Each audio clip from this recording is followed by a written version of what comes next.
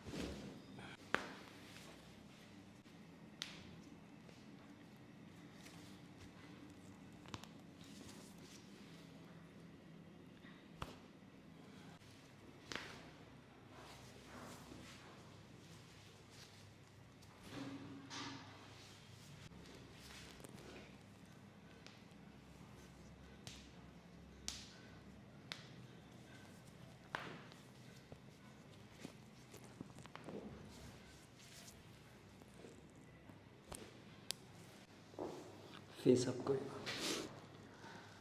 relax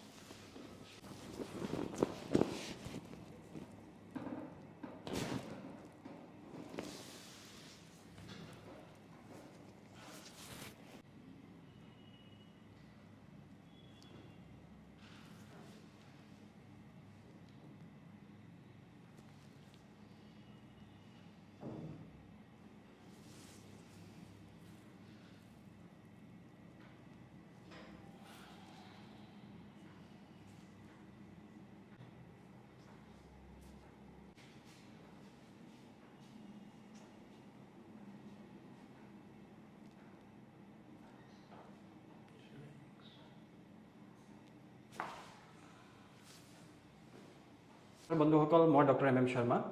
নতুনকৈ recovery story লৈ আহিছোঁ বেক পেইন নেক পেইন আমাৰ লগত আছে অফিচ গোৱাৰ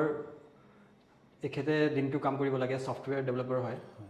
তো সেইটো কাৰণে আপোনাৰ হোল ডে চিটিং হয় তো কেনেকুৱা কণ্ডিশ্যন ডেভেলপ হৈ গৈছিলে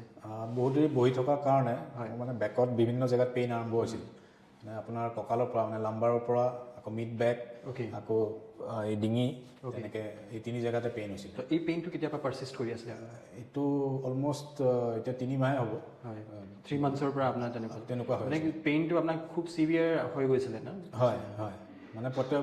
কনচিষ্টেণ্ট পেইনটো আছিলেই লগতে থকা নিচিনা হয় মোৰ অ'কে তেনেকুৱা হৈ আছিল অ'কে 2 মাহমান ধৰি তাৰপাছত মই আপোনাৰ তাত আহিছিলোঁ হয় তো আমাৰ ইয়াত কেইটা ছেশ্যন ল'লে আপুনি আপোনাৰ তাত মোৰ 5টা ছেশ্যন হ'ল হয় তো এতিয়া ফলাফল কেনেকুৱা আপোনাৰ ফলাফল মানে ফুল্লি 100% ৰিকভাৰী বুলিয়ে ক'ব লাগিব হয় এতিয়া তেনেকুৱা একো পেইন নাই একো হেৰি নাই আৰু চবতকৈ ইম্পৰ্টেণ্ট থিং কি মই বহি থকাৰ কাৰণে মোৰ প'ষ্টাৰটো অলপ বেয়া হৈ গৈছিলে বেকটো বেক প'ষ্টাৰটো সেইটো পূৰা ঠিক হৈ গ'ল বেছি দেৰিলৈকে বহা কাম হয় সিহঁতৰ এনেকুৱা কণ্ডিশ্যন ডেভেলপ হয় প্ৰায় আজি এটা ৰিচাৰ্চ কৰে 70% ৱৰ্কাৰ যোনে অফিচত লং টাইমৰ কাৰণে বহি থকা হয় তেনেকুৱা কণ্ডিশ্যন ডেভেলপ হয় যেনেকুৱা এখেতৰ হৈ আছিলে তো মই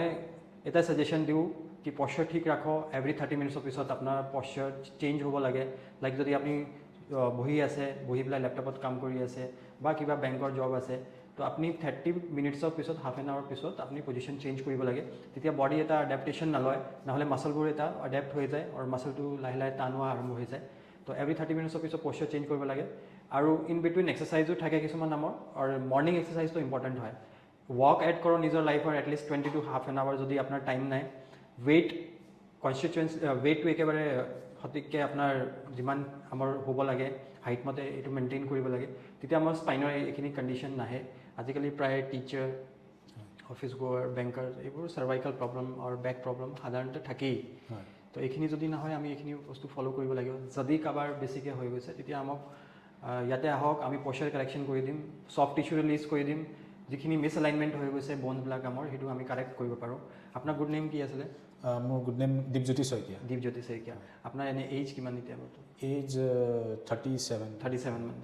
দীপজ্যোতি শইকীয়া আমাৰ লগত আছিলে এখেতৰ এইজ হ'ল 37 ইমান কম বয়সত যদি এনেকুৱা কণ্ডিশ্যন হৈ যায় লং লাইফ টু গ' তেতিয়া আমাৰ অলপ দিগদাৰ হৈ যায় আৰু এইখিনিয়ে ডেভেলপ হৈ পায় চিভিয়াৰ ক্ৰনিক বেক পেইন আৰু নেক পেইন আহি যায় তো আজিৰ ভিডিঅ' আমি ইয়াতে সামৰিছোঁ বহুত বহুত ধন্যবাদ ধন্যবাদ